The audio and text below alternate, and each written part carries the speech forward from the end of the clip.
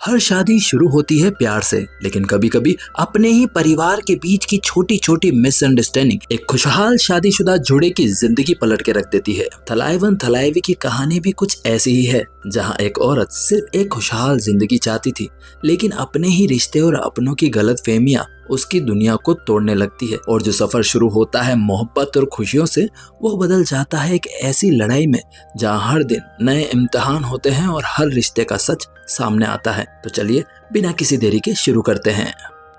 एक मंदिर में सुबह सुबह इस कहानी की शुरुआत होती है। सबसे पहले एक चोर मंदिर में आता है, भगवान से विनती कर रहा था कि अब जब भी वो चोरी करे तो पकड़ा ना जाए। फिर शंकर की फैमिली को देखते हैं। उसके बेटे का आज जन्मदिन था, तो केक काटने से पहले वो लोग पूजा करने के लिए मंदिर आए हुए थे। यह लोग पूजा कर ही रहे होते हैं, तब वहां एंट्री होती है राशि की। अपने मम्मी पापा के साथ मंदिर में अपनी बेटी का मुंडन करवाने के लिए आई हुई थी। 3 महीने से राशि अपने पति वीरा से अलग रह रही थी, मतलब 3 महीने से इन दोनों ने एक दूसरे को नहीं देखा था। इन लोगों ने मुंडन के बारे में वीरा को नहीं बताया था। वह लोग एक नाई को बुलाते हैं और तभी वीरा भी मंदिर में आ जाता है। वह सबसे पहले नाई को एक जोरदार तमाचा मारता है और फिर राशि से कहता है कि मेरे बिना मेरी बेटी का मुंडन करवाने की तुम्हारी हिम्मत कैसे हुई? मैं तो अपनी बेटी के मुंडन में आसपास के सभी गांव वालों को न्योता देने वाला था, पर तुम लोगों ने मुझे बताया भी नहीं। वह मंदिर में हंगामा करने लग जाता है। तभी वीरा की माँ भी वहाँ मंदिर में आ जाती है।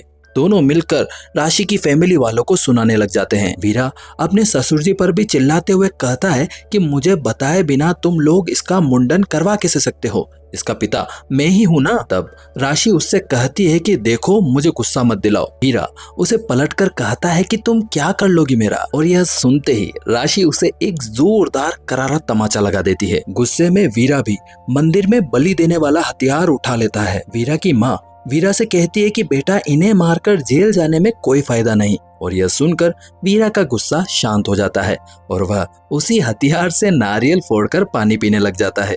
इस तरह से इनकी लड़ाई देखते देखते शंकर थक जाता है। वह इन लोगों के पास आता है और कहता है कि ऐसा कोई भी झगड़ा नहीं जिसे बैठकर बातें करके सुलझाया नहीं जा सकता। पहले बताओ तो सही, प्रॉब्लम क्या है? और वीरा उन्हें अपनी कहानी बताना शुरू करता है और सीन शिफ्ट होता है पास्ट में, जहां हम वीरा की फैमिली को देखते हैं।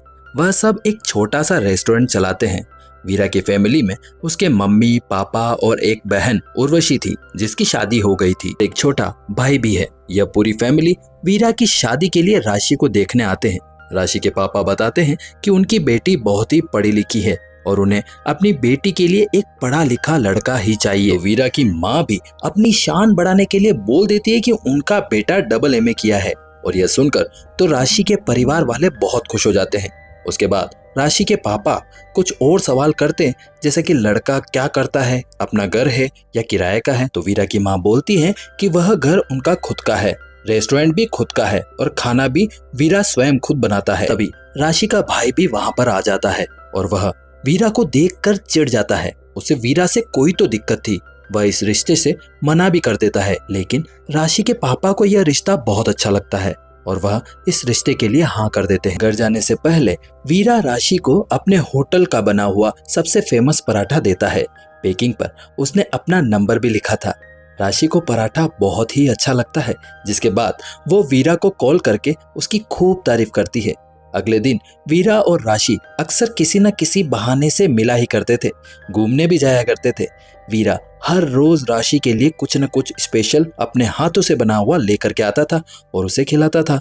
और फिर एक दिन वीरा राशि को बता भी देता है कि वह 10वीं फेल है। उस दिन मेरी माँ ने झूठ बोला था, पर राशि तो खाने में बिजी थी, इसीलिए वह कहती है कि अगर तुम मुझे रोज इसी तरह से खिलाते रहोगे तो मुझे इस झूठ से कोई दिक्कत नहीं है। इस तरह से इनकी लव स्टोरी आगे बढ़ जाती है। दोनों एक साथ बहुत खुश होते हैं। इधर प्रेजेंट में राशि के चाचा चाची भी मंदिर में आ जाते हैं और फिर वीरा से लड़ने लगते हैं। वीरा कहता है कि देखो, मैं अपने ससुर की इज्जत करता हूँ, लेकिन आप बीच में आओगे तो मैं आपको पीट दूंगा। वीरा अपनी बेटी को लेकर जाने लगता है और कहता है कि अब से मेरी बेटी मेरे साथ रहेगी, लेकिन राशि के पापा बीच में आ जाते हैं और कहते हैं कि यह हमारे साथ रहेगी। और इस झगड़े के बीच में राशि का चाचा अपनी गन निकाल लेता है और वह देखकर पहले तो वीरा डर जाता है, फिर वह उसकी गन छीनकर उसी पर तान देता है और सबको डराने लग जाता है। तब शंकर बीच में आके कहता है कि तुमने अभी भी अपनी कहानी नहीं बताई और फिर से लड़ना शुरू कर दिया, पहले पूरी कहानी तो बता दो। इसके बाद सीन एक बार फिर शिफ्ट होता है पास्ट में, जहां राशि के भाई का एक दोस्त उसे वीरा के बारे में बताता है कि वीरा के पापा अपनी जवानी में एक बहुत बड़े गुंडे थे। उसी की ही तरह वीरा और उसका छोटा भाई वह दोनों भी गुंडागर्दी ही करते हैं, अक्सर जेल जाते रहते हैं। तो वीरा के साथ अपनी बहन की शादी मत ही करो। इसके बाद राशि का भाई घर आकर अपने पापा को यह सब कुछ बताता है। वह सुनकर राशि के पापा यह शादी तोड़ देते हैं। वीरा को जब यह बात पता चलती है तो वीरा सीधा राशि के घर पहुंच जाता है। राशि के पापा से पूछता है कि आपने यह शादी क्यों तोड़ी? आपकी बेटी अब मुझसे प्यार करती है, मुझसे शादी करना चाहती है। वो राशि को अपने साथ चलने के लिए कहता है। इस पर राशि का भाई अपने दोस्तों से वीरा को पीटने के लिए कहता है, लेकिन राशि सबको रोक देती है और अपने पापा से कहती है कि आप लोग ही वीरा को मेरे पास लेकर आए थे। आपने ही कहा था कि इसी से तुम्हारी शादी होने वाली है, अब इसी से प्यार करो। और अब जब मुझे इससे प्यार हो गया है तो आप छोड़ने के लिए कह रहे हो? ऐसा नहीं होगा, मैंने भी वीरा को अपना पति मान लिया है। वह वीरा को बताती है कि सिर्फ तुम्हारी फैमिली में ही गुंडे नहीं हैं, मेरे पापा भी डॉन थे, मर्डर कर चुके हैं, कई बार जेल जा चुके हैं, लेकिन मेरी वजह से सब कुछ छोड़कर शरीफों की जिंदगी जी रहे हैं। मेरी भी शादी एक शरीफ घर में करवाना चाहते हैं। यह सुनकर वीरा भी शॉक्ड हो जाता है। फिर वह राशि से कहता है कि चलो आज ही भागकर शादी कर लेते हैं। राशि थोड़ी देर सोचती है, फिर वीरा के साथ बाइक पर बैठकर भाग जाती है। राशि का प्यार देखकर उसके पापा भी उसे नहीं रोकते। दूसरी तरफ वीरा की माँ एक पंडित जी को अपने बेटे और राशि की कुंडली दिखाते हैं। तो पंडित जी भी कहते हैं, अगर यह लड़की तुम्हारी बहू बनकर तुम्हारे घर पर आती है तो तुम्हें बहुत तकलीफ झेलनी पड़ेगी। तुम्हारा बेटा सिर्फ इसी की ही बात मानेगा, तुम्हें साइड में कर देगा, इसीलिए शादी करने से पहले थोड़ा और सोच लो। यह सुनकर वीरा की माँ डर जाती है और तभी वीरा का कॉल भी आता है। वह बताता है कि उसने भागकर शादी कर ली है। वह सबको मंदिर में आने के लिए कहता है। सब लोग मंदिर जाते हैं। वीरा की माँ तो यह शादी नहीं करवाना चाहती थी, लेकिन फिलहाल कुछ बोल नहीं सकती थी और आखिरकार उनकी शादी हो जाती है। दोनों साथ में रहने लगते हैं। नई नई शादी हुई थी तो उन दोनों को बहुत मजा आ रहा था। फिर कुछ दिन बाद राशि के पापा उससे मिलने आते हैं। राशि को अपने ससुराल में खुश देखकर उन्हें बहुत अच्छा लगता है। राशि भी अपने पापा से मिलकर बहुत ही खुश होती है, लेकिन राशि की माँ अभी भी उससे नाराज थी। सब कुछ अच्छा चल रहा होता है। राशि भी होटल के काम में घर वालों की मदद करती रहती है। और फिर एक दिन वीरा के पापा राशि से कहते हैं कि बेटा अब तुम गल्ले पर बैठो, बाकी का काम हम लोग कर लेंगे। तो राशि भी बहुत खुश हो जाती है, गल्ले पर बैठने लगती है और यहीं से सब कुछ खराब होना शुरू हो जाता है। राशि का गल्ले पर बैठना वीरा की माँ को अच्छा नहीं लगता, क्योंकि अब से पहले होटल का सारा हिसाब किताब वही देखती थी। उन्हें लगता था कि ऐसे तो राशि उसके सर पर बैठ जाएगी, लेकिन फिलहाल वह कुछ बोल नहीं पाती। इसी तरह से दिन बीतते जाते हैं और राशि की माँ अपनी नाराजगी खत्म करती है। वह राशि से फोन पर बातें करने लगती है। फिर कुछ ही दिनों में राशि की माँ उसे अलग अलग बातें सिखाने लगती है कि तू होटल में ज्यादा काम मत कर, सिर्फ गल्ले पर ही बैठना, हमने तुम्हें वहाँ नौकरानी नहीं बनाकर भेजा है।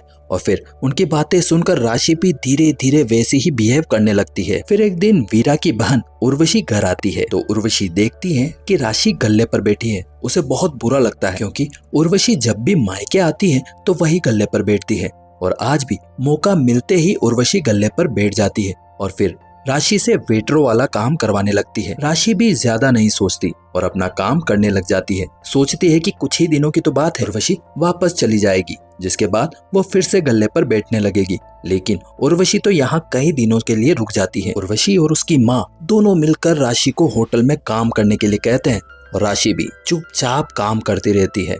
फिर एक दिन जब राशि सबको खाना खिला रही थी, तभी वहाँ राशि के पापा और मम्मी आ जाते हैं और राशि के पापा यह देखकर बहुत खुश होते हैं कि उसकी बेटी ससुराल वालों का हाथ बटा रही है। लेकिन राशि की माँ को यह सब देखकर बहुत बुरा लगता है और कहती है कि उन लोगों ने मेरी बेटी को नौकरानी बना दिया है। इधर उर्वशी अपनी माँ के साथ मिलकर राशि से होटल के सारे काम करवाने शुरू कर देती है। वीरा उसकी हेल्प करने के लिए आता तो है, पर रानी गुस्से में उसे डांटती है और भगा देती है और अपना काम चालू रखती है। वो वीरा से पूछती है कि तुमने कहा था कि तुम मुझे रानी बना के रखोगे, लेकिन मेरी हालत तो नौकरानी जैसी हो गई है।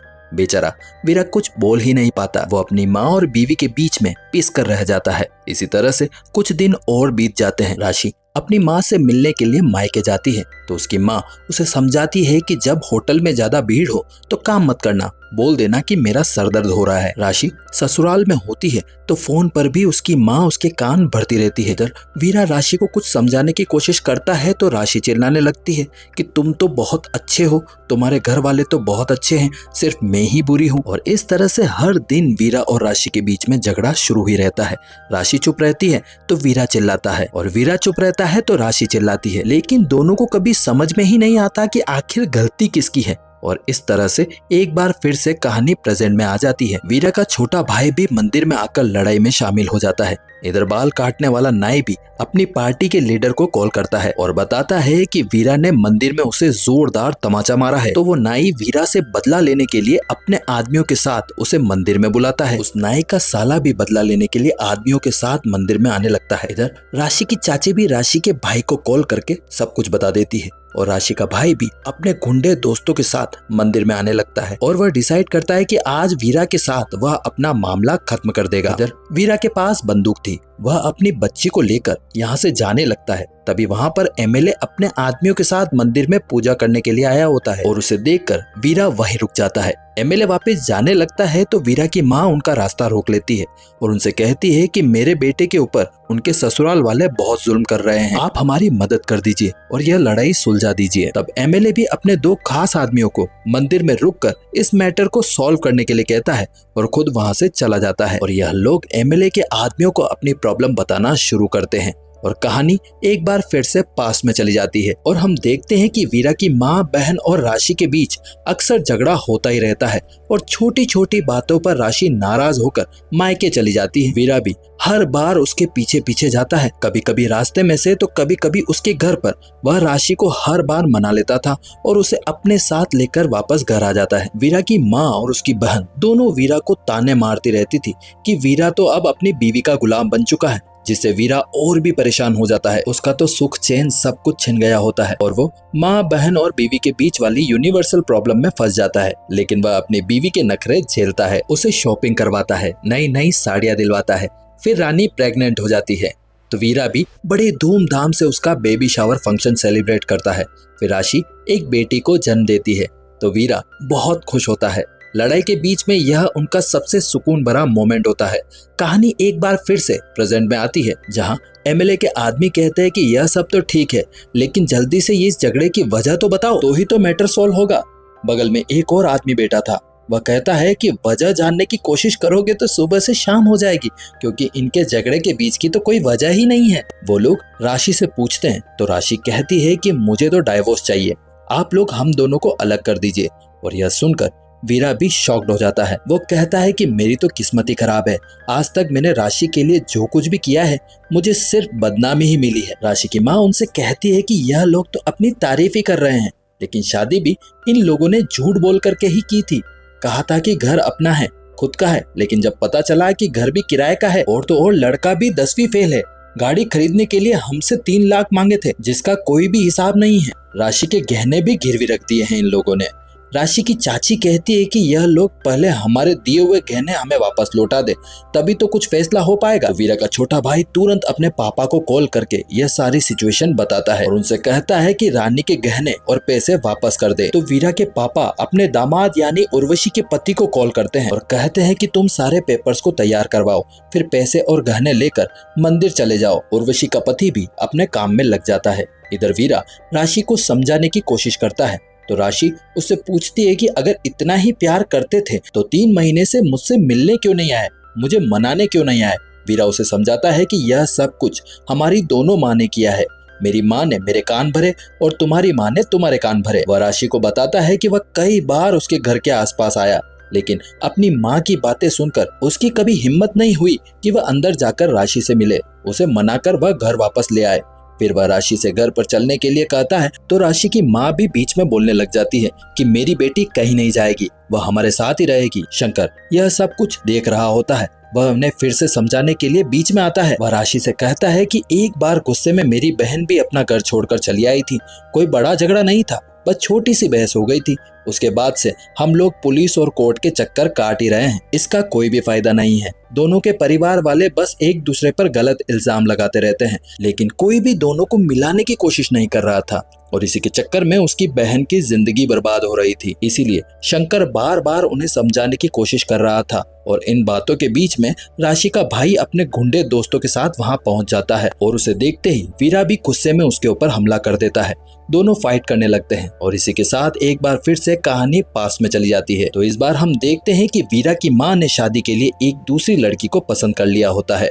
राशि को यह सब बात पता चलती है तो वीरा के सामने वह हंगामा करने लगती है कि तुम मुझे घर से निकालना ही चाहते थे तो सीधा सीधा बोल देते, मुझे बताए बिना दूसरी शादी क्यों कर रहे हो। वीरा कहता है कि ऐसा कुछ भी नहीं है। तो वीरा की माँ भी बीच में बोल पड़ती है कि तुमने मेरे बेटे की जिंदगी बर्बाद कर दी है, तो अब मैं इसकी दूसरी शादी करवा करके रहूंगी। झगड़ा फिर से शुरू हो जाता है और गुस्से में वीरा अपनी जान देने के लिए एक कुएं में कूद जाता है, लेकिन कुएं में पानी कम होने की वजह से वह मरता नहीं है और मदद के लिए चिल्लाने लगता है। इधर राशि अपने कमरे में जाती है और अपने भाई को कॉल करती है और रोते हुए अपने भाई से कहती है कि इन लोगों ने मेरा जीना हराम कर दिया है, मुझे यहाँ से ले चलो।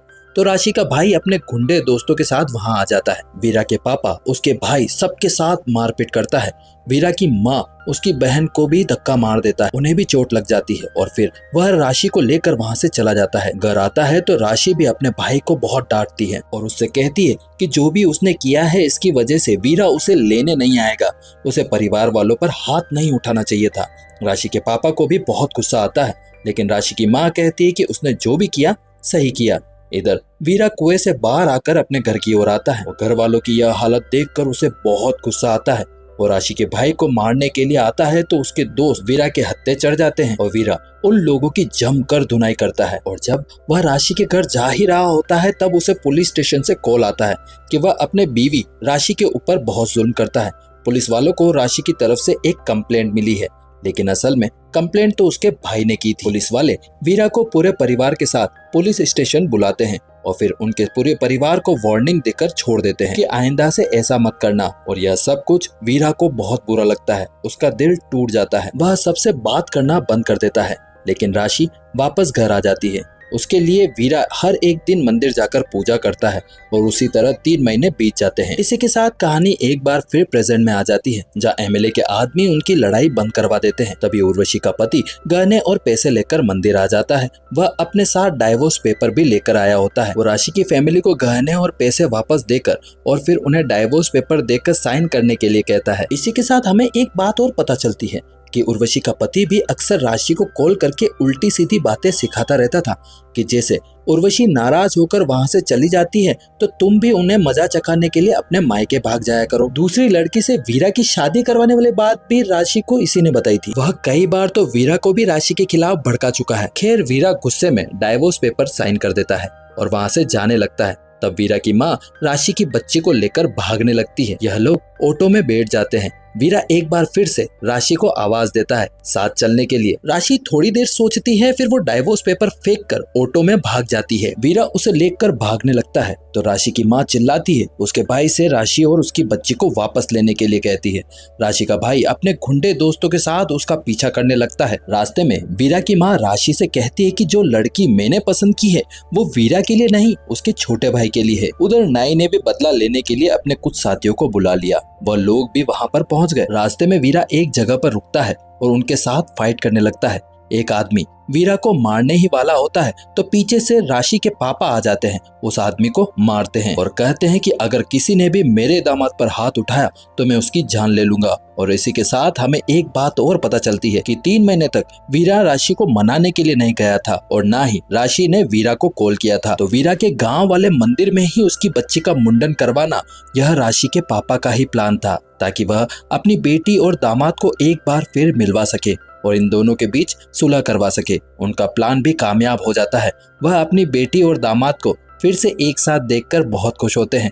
तभी राशि की माँ चिल्लाती है कि उसकी बेटी को रोक लो, तो राशि के पापा उसे जोरदार तमाचा मारकर चुप करा देते हैं, क्योंकि उसने ही अपनी बेटी के दिमाग में यह जहर घोला था। इसके बाद वीरा भी उन सबसे माफी मांग लेता है। उनका फैमिली मैटर सॉल्व हो जाता है। लेकिन तभी नाई के साथी भी वहां पहुंच जाते हैं। वीरा नाई से भी माफी मांगता है, तो नाई कहता है कि मैं ऐसे नहीं मानूंगा, पहले जो काम मैंने अधूरा छोड़ा है उसे पूरा करूंगा। बच्चे का मुंडन मुझसे ही करवाओगे तभी माफ करूंगा। जिसके बाद राशि का भाई कहता है कि मामा होने के नाते अपनी भांजी का मुंडन मैं करवाऊंगा। और इस तरह से उनकी पूरी फैमिली एक हो जाती है। मुंडन पूरा होते ही शाम को शंकर उनके घर के पास से गुजर रहा होता है, तो वह देखता है कि सारा परिवार एक साथ बैठकर खुशी से खाना खा रहे हैं और सब लोग बहुत खुश हैं। लेकिन अगली सुबह शंकर देखता है कि वह सब लोग पुलिस स्टेशन में है। उनके बीच एक बार फिर से झगड़ा हो चुका है। कुछ दिन बाद वीरा और राशि कोर्ट में डाइवोर्स ले लेते हैं। लेकिन डाइवोर्स के अगले दिन ही राशि फिर से वीरा के पास में आ जाती है और कहती है कि हम दोनों साथ रहेंगे या नहीं रहेंगे, कोर्ट का जज कौन होता है यह सब कुछ डिसाइड करने वाला, हम तो साथ में ही रहेंगे। इसी खट्टी मीठी लड़ाई के साथ यह मूवी यहीं समाप्त होती है। दोस्तों, उम्मीद करता हूँ कि आपको यह कहानी का एक्सप्लेनेशन अच्छा लगा होगा। जल्दी मिलते हैं नई वीडियो के साथ, तब तक के लिए अपना ख्याल रखिए। धन्यवाद।